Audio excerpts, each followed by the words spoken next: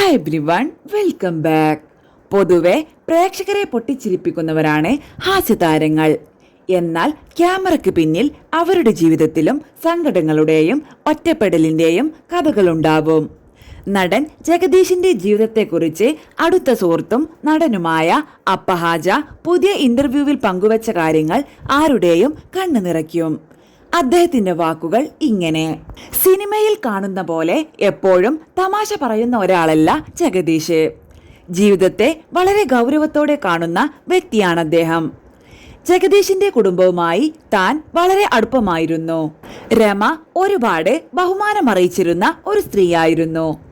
ആ കുടുംബം എനിക്ക് സ്വന്തം വീട് പോലെയായിരുന്നു. അവരുടെ മക്കൾ ചെറിയ കുട്ടികളായിരുന്ന കാലം മുതൽ എനിക്കറിയാം. ജഗദീഷിന്റെ ഭാര്യാമാതാവിന് എന്നോട് വലിയ സ്നേഹമായിരുന്നു.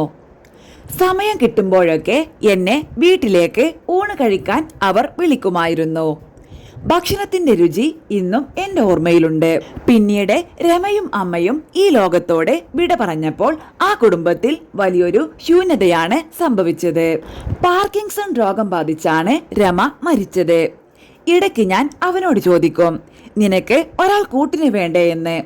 അവനൊന്ന് ചിരിക്കും. ഒറ്റപ്പെടലിന്റെ വേദന മറയ്ക്കാൻ സിനിമകളുടെ തിരക്കിലാണ് ജഗദീഷ്. ഇപ്പോൾ വീട്ടിലിരിക്കാൻ സമയമില്ല.